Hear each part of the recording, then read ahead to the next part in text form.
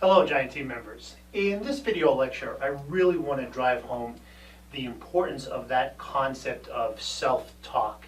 Of all the concepts that we discussed throughout the 5 weeks of this course, I personally think that self-talk is the most important. And why do I feel that way? Because we really never get a true understanding of ourselves until we really start listening to that inner dialogue that's constantly going on inside of our head.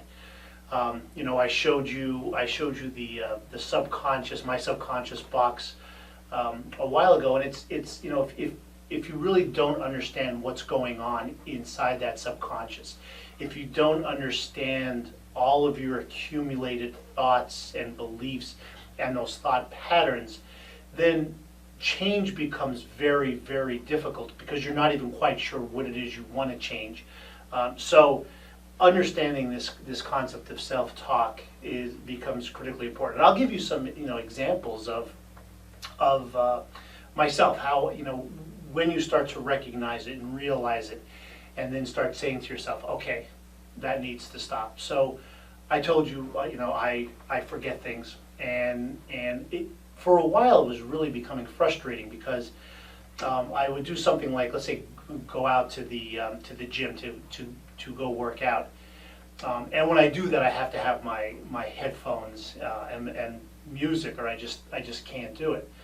Well, probably more often than not, I would drive all the way to the gym, some 10 or 15 miles away, get there, and realize that I forgot my AirPods, and we didn't have AirPods at this time, but my headphones and my music. So I'd have to get in the car and drive all the way back home.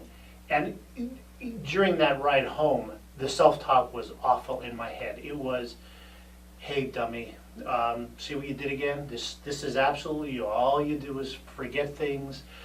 You're so dumb. How could you keep doing this?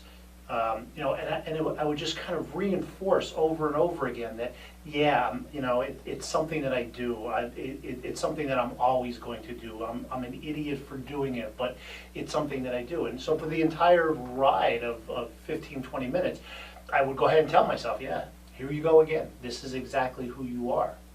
So you have to recognize when that happens. You have to recognize that talk and the self-talk and the way it's formed or constructed in your head.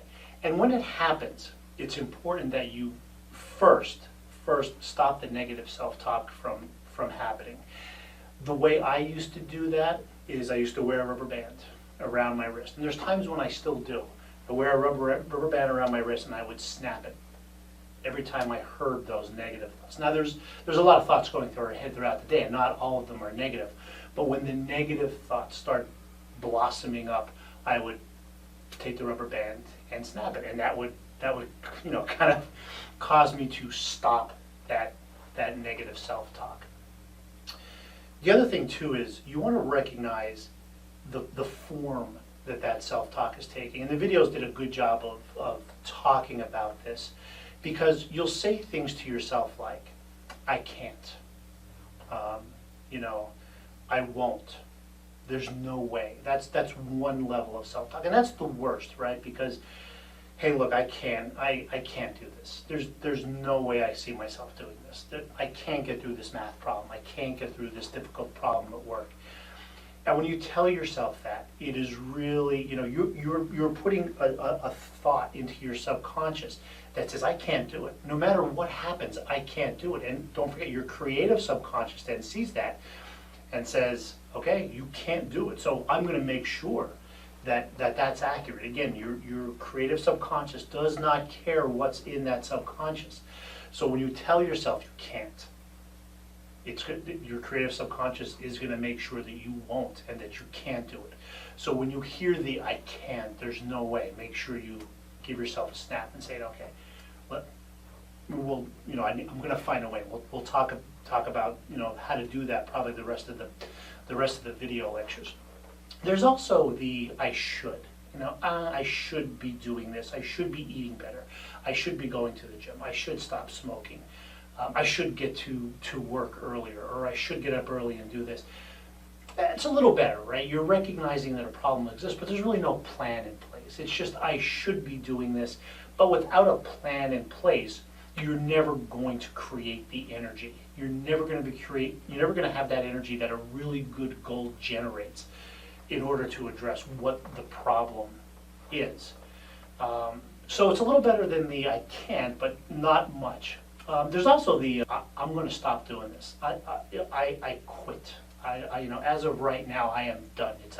This is my New Year's resolution.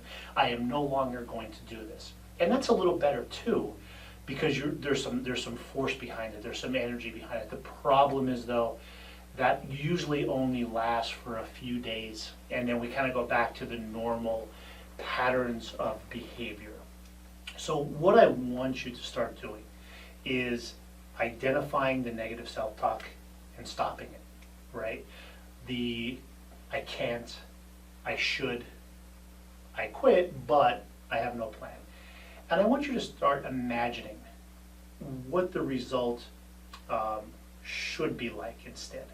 Visualize what the result should be like, what it should look like if this thing wasn't happening, or if the outcome was as you would prefer it to be. So for example, when I would go to the gym and I would forget my headphones, instead of yelling at myself all the way home and reinforcing who I am, I would just think, what would it look like if I never forgot my headphones? How much time would I save? How much more satisfied would I be? How much less anger and high blood pressure would there be if I would just do that? And I would visualize what it would be like every time I came here if I had my headphones and my music with me. And if you do that and you keep that image in your head of the next time, here's what's going to happen the next time, then your performance gets better and better and better, to the point where I was no longer forgetting specifically that my headphones going to the gym. I would always remember them. And before I left the house, that reticular activating system would kick in and say, hey, are you sure they're in your bag? You might have used them, they might not be in your gym bag. And I'd look at my gym bag and, oh, you know what, they're not. I'd go get them and I'd say, okay, that's the results that I want. I don't want to keep reinforcing who I think I am, or who I am with these negative thoughts and this negative inner dialogue. I want to instead imagine what it's like if I do it and I do it right, and then what are some of those feelings and emotions. Again, the feelings and emotion component is very important. I'm much happier. I'm much less stressed.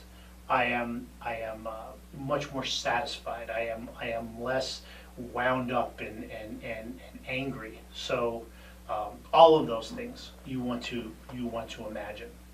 So again, that concept of that inner dialogue is extremely important, and I would recommend you do those things to really become aware of what it is that you're telling yourself, and make sure you're stopping those negative thoughts.